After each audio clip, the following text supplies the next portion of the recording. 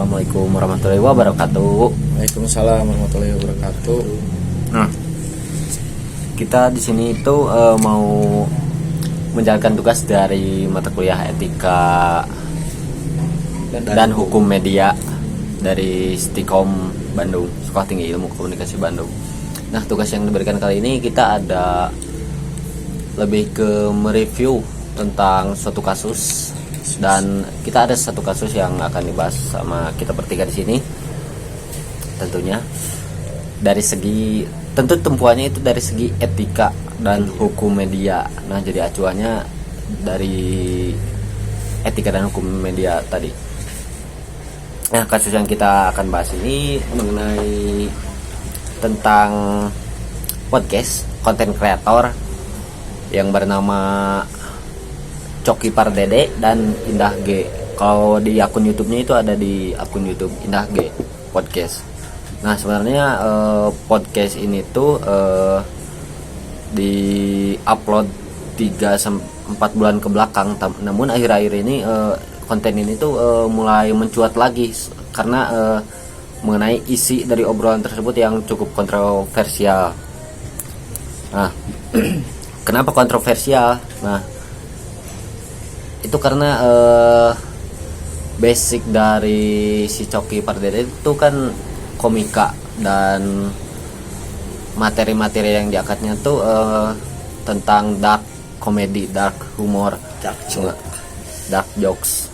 Nah, tentu itu materi dark joke itu kan mengandung sensitivitas yang tinggi gitu, utamanya di masyarakat, dan isi di konten itu tuh menyinggung tentang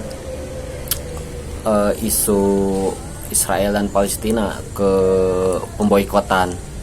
Nah, dari kontroversial di media sosial itu tuh kan kita lagi terfokus khususnya di Indonesia, itu jadi masalah besar bagi sebagian orang jika menyangkut soal Palestina. Nah, menurut dari kedua kalian tuh mungkin nah sih gitu, kenapa sih si kontennya itu jadi rame, padahal ini konten udah kehitung lama tapi baru mencuat sekarang gitu. Oke, sebelumnya perkenalkan, nama saya Ignas Sanda. Oke. Oh iya, dan perkenalan. Iya, gak apa-apa. Saya Ignas Sanda. Saya Anton Ahmad. Saya Akmal Solehdin, jurusan multimedia.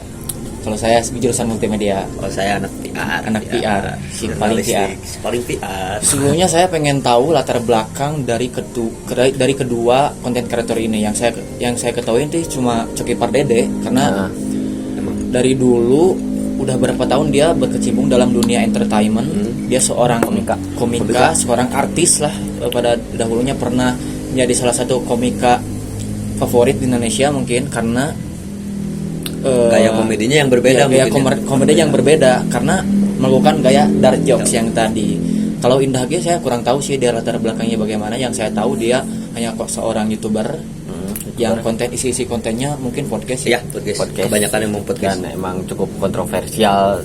Dari sebelumnya juga emang kontroversial. Iya, emang yang saya dengar dan saya baca bahwasanya bukan hanya konten ketika saat melakukan collab bersama Coki Pardede, namun di konten-konten sebelumnya beliau juga pernah melakukan konten yang memang cukup kontroversial di media sosial. Begitupun Coki. Coki emang udah terkenal sama circle-nya, terutama sama tretan muslim. Iya. Dia ngejok-ngejoknya itu suka bawa-bawa agama kebanyakan. Dark joke-nya itu ke arah agama, ke arah keyakinan. Karena beliau sendiri itu bisa dibilang beliau sendiri mengakui Coki bahwa dirinya itu adalah seorang ateis. Bahkan pernah ditanya ketika ada pertanyaan buat Kang Coki, ada salah satu narasumber yang bertanya kepada Coki, jikalau kamu lagi naik pesawat terus pesawat itu akan jatuh, apakah kamu akan berdoa? Jawaban dari Coki Pardede emang agak gelap. Jawabannya, ketika kapal yang mau terjatuh pasti semua penumpang akan berdoa, dan hasilnya gimana? Tetap jatuh. Emang beliau satu ini agak lain. Sekarang gini nih, menurut kalian semua nih, dark jokes itu apa sih? Bentar. Sebelum kesana, ini kan lebih tadi kasusnya tuh yang di podcast itu. Nah, yang di podcast itu tuh menyinggung soal pemboikotan. Nah, menurut dia tuh poin yang bisa ditangkap tuh nggak ada gunanya lah ngeboikot. Ada salah satu produk yang beliau sebut bahwa memboikot produk ini tuh nggak ada pengaruhnya ke peperangan di Palestina dan Israel. Jadi menurut beliau ya buat apa gitu kita ngeboikot. Yang saya masih ingat itu beliau mengatakan ini, di perang dunia kedua sama pertama juga tidak ada boykot. Perangnya perang aja, bilangnya kayak gitu. Terus yang paling kontroversi itu kalimat tentang saat si Indah itu menanyakan kepada Coki Pardede mengenai apakah lu masih mengonsumsi Starbucks hampir tiap hari sambil ketawa. Itu yang jadi persoalannya itu ketawanya sambil terbahak-bahak. Nah, ya kayak gitu. ketawa puas. Emang alasannya suka di luar nalar. Nah, walaupun gini, walaupun kita keluar dari materi tersebut, maksudnya kita kan nggak tahu dampak lebihnya ketika kita ngeboikot. Tapi kita ngebahas soal etikanya tadi. Beliau ketika di podcast tadi yang dimana di Indonesia itu mayoritas pendukung Palestina. Entah apapun latar belakangnya, di Indonesia mayoritas mendukung Palestina. Jadi ketika ada suatu konten atau apapun itu yang menyinggung ke sana, pasti itu ada konsekuensinya. Salah satunya tadi ketika di podcast mereka soal membawa hal ini tuh lucu. Iya. Hal ini tuh lucu, mereka tertawa terbahak-bahak gitu ngebahas soal Palestina yang isunya emang sensitif di Indonesia.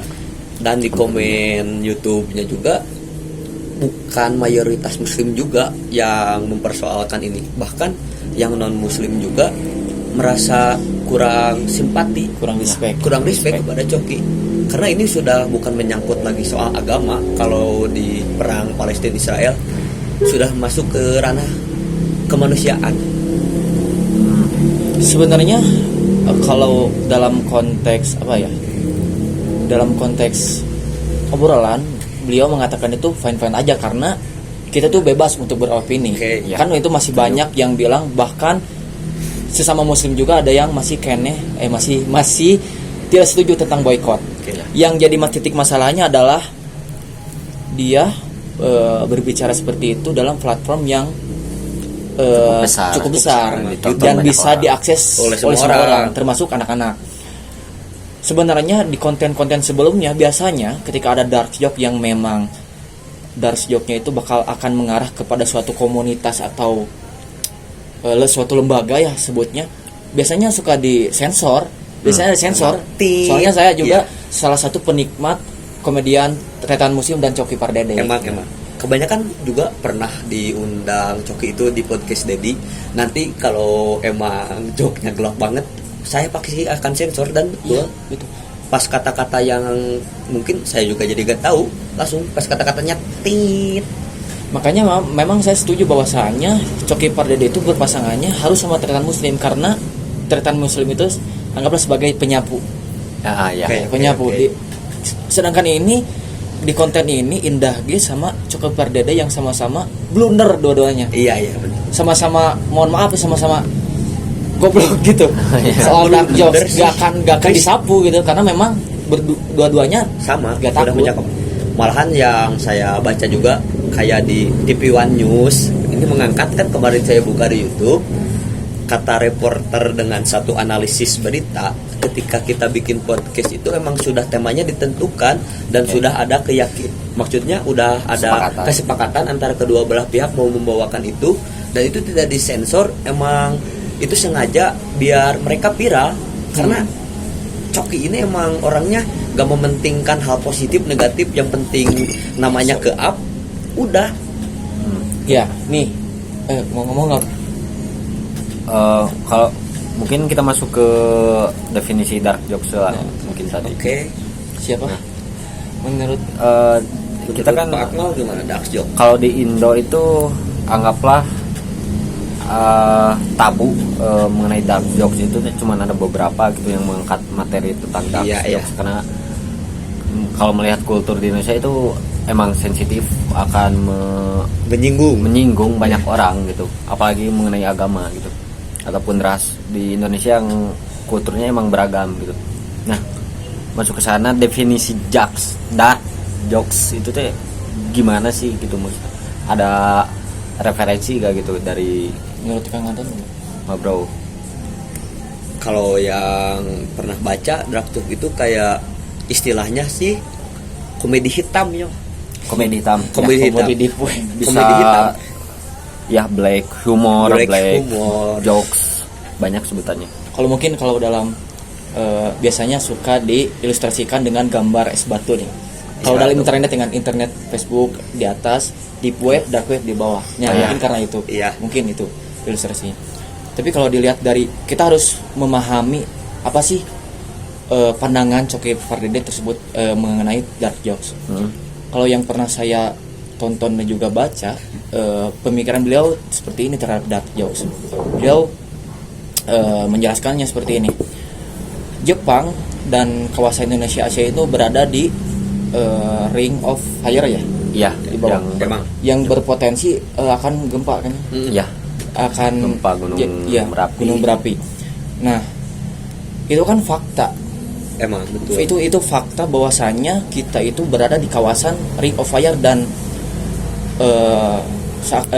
di waktu yang mungkin tidak tahu batasnya atau tidak tahu kapan akan terjadinya gempa. Walaupun sekarang Indonesia sama Jepang bergandengan tangan menggunakan perasaan untuk tidak terjadi gempa Ya. karena faktanya kita berada di bawah ring of fire-nya tetap akan gempa. Emang. Nah, menurut si Coki Pardede, yang bisa mencerna tentang dark jokes itu hanya orang-orang tertentu, hanya orang pintar dan cerdas menurutnya.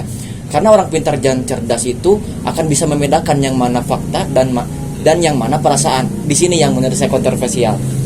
Mungkin memang karena memang dark jokes ini tidak mudah dipahami oleh semua orang. Betul. Karena pembawaan dark joke ini suka misalnya pakai kode-kodean. Emang.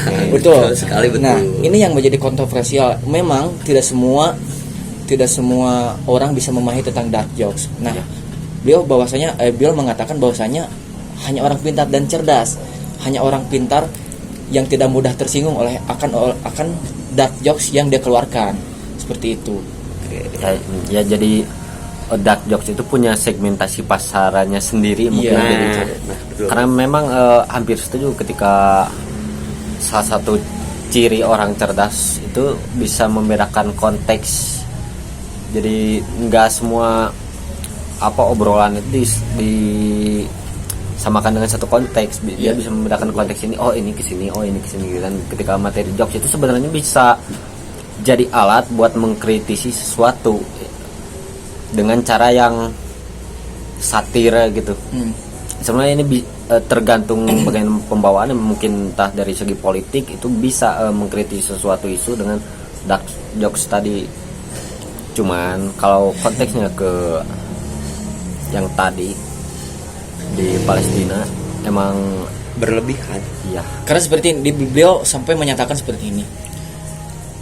Orang Afrika tidak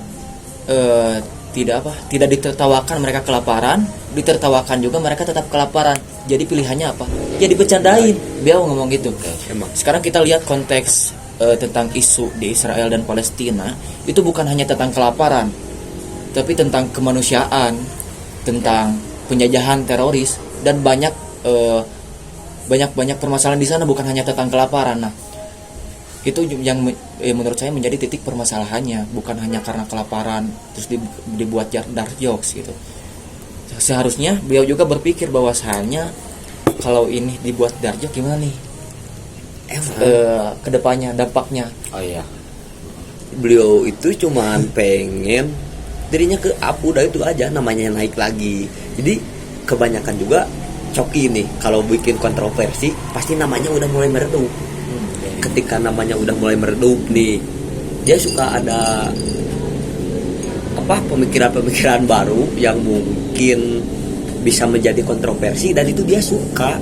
Karena hal-hal itulah beliau itu ke-up lagi namanya. Dan dari pengalaman kemarin-kemarin ke belakang ini tidak ada tindakan khusus yang membuat Coki itu keenakan. Jadi kayak ya udah, ketika gue kemarin ngelakuin ini toh gue viral.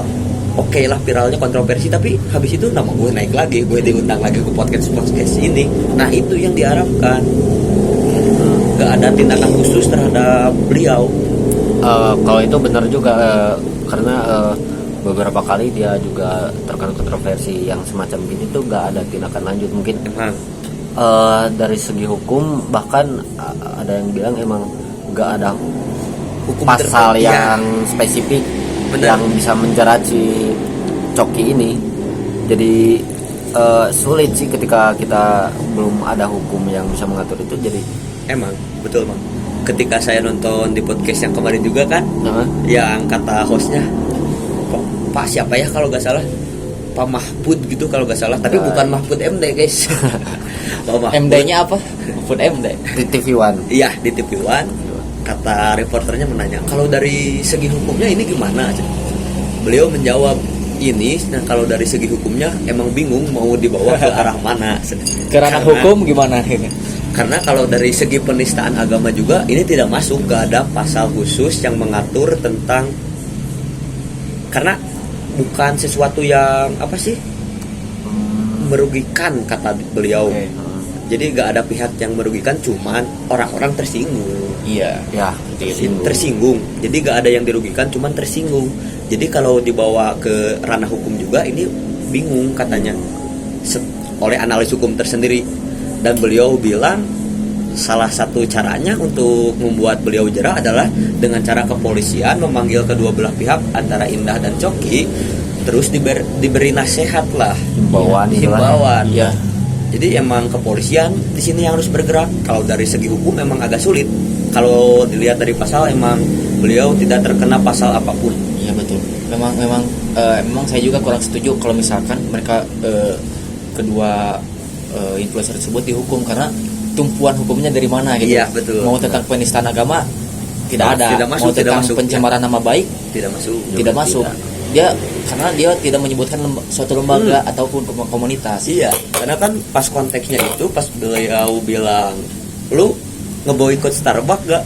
Kagak lah, gue minum tiap hari sambil ketawa terbahak-bahak. Gitu, itu sih. Dan nggak, sebenarnya konteksnya itu bisa multitafsir, tapi Iya. karena materi tak jawab jadi Oke. pasti butuh pemahaman lebih buat ini arahnya ke sini.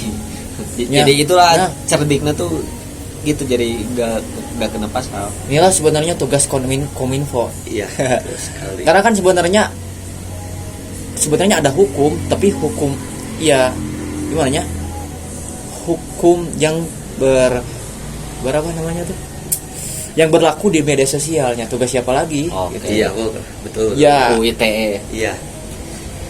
ya Nah. solusinya take down YouTube-nya. Malah Take kan down YouTube. yang komen begini rata-rata udah boykot, jangan dikasih panggung, udah itu aja. Iya. Karena panggung mereka itu di media sosial doang. Iya, bukan. Yang komen juga ya udah, cara satu-satunya membuat beliau ini jera yaitu udah boykot, jangan ditonton. Betul. Mau bikin kontroversi apa juga bodoh amat. Berarti Udah. kalau dari segi hukum kan kita gak dapat nih, emang gak bisa masuk. Nggak masuk. Dan saya juga udah analisis juga, lihat di podcast lain yang dari berita itu kayak di TV One, di net juga emang susah kalau mau Kalau dari segi hukum. Kalau dari segi Nah, etika, karena mata kuliah kita etika dan hukum, berarti ada satu lagi. Kita dari segi etika nih, karena walaupun itu bukan platform jurnalis yang ya jurnalis resmi gitu, anggaplah seperti itu mungkin. Iya, karena seorang komika. Tapi tetap platform kita tuh belum ada kode etik mengenai jurnalis, walaupun mereka bukan secara spesifik jurnalis. Profesional jurnalis Ah. bukan. Tapi ini dari segi etika gitu, apalagi dampaknya itu luas gitu. Dari segi etika sendiri, apakah mungkin gitu konten tersebut melanggar kode etik lah, sebut mungkin seperti itu? mungkin Sebenarnya kalau kita mau seperti itu masuk ya, sebenarnya Chris. kita mau masuk ke etika bagian mana ya? Etika universal kah? Etika dalam keagamaan? Etika dalam suatu komunitas lembaga kan etika itu banyak. Cuman kalau memang beretika dalam sosial media, ya mereka tidak beretika. Tidak beretika. Emang. Oke. Karena kan biasanya orang yang tidak beretika itu cenderung condong ke hal yang lebih menyinggung. Betul. Walaupun mereka tidak sebenarnya memang walaupun tidak mereka fokusnya kemana nih menyinggung, cuman pasti ada beberapa lembaga-lembaga yang tersinggung juga. Pasti. Oke. Termasuk ya MUI juga harusnya tersinggung.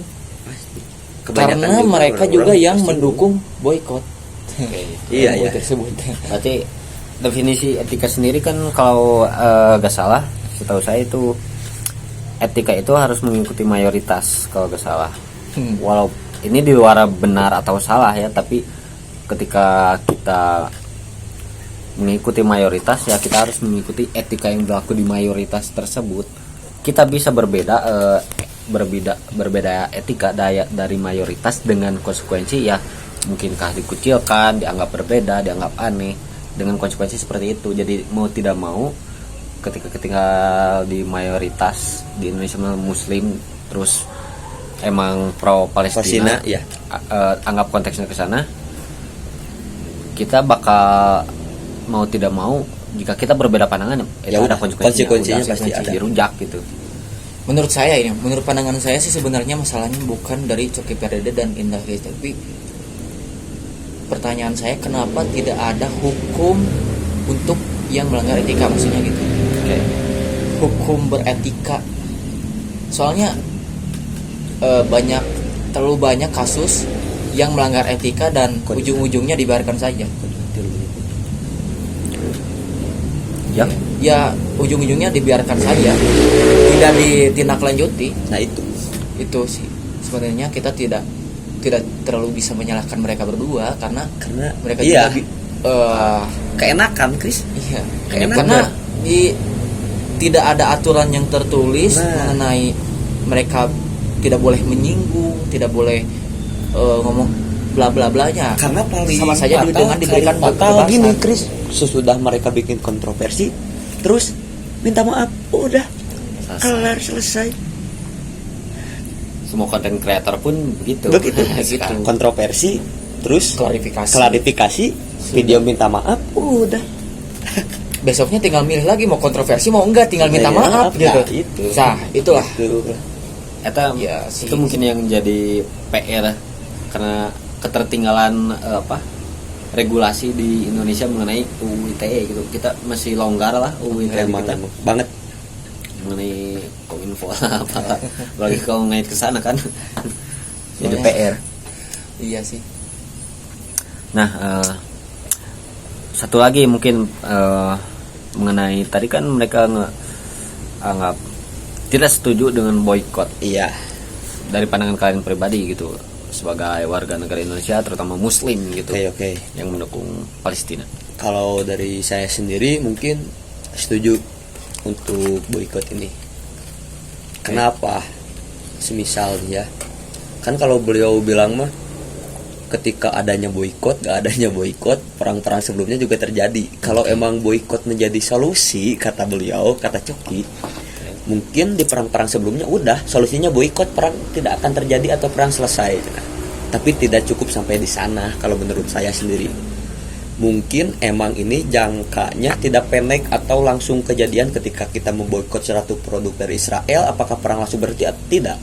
Tapi kita meminimalisir suatu dana yang beliau gunakan ke Israel. Karena ketika kita memboikot salah satu produk, anggap produknya ini pemasukan ke Israel itu besar, ketika penjualannya berkurang, mungkin pendanaan beliau di negaranya Bisa sendiri mulai mulai kacau. Jadi boikot ini tidak berefek 5 bulan, 6 bulan, coba 1 tahun, 2 tahun mulai terasa tuh mereka bakal memikirkan ekonomi negaranya sendiri daripada memerangi Palestina. Yang dana yang harus perlu diperhatikan tuh kalau perang yang anggaplah yang dulu sama sekarang beda. Karena yang perlu diperhitungkan emang seberapa berpengaruh dulu ada brand gitu kan. Iya.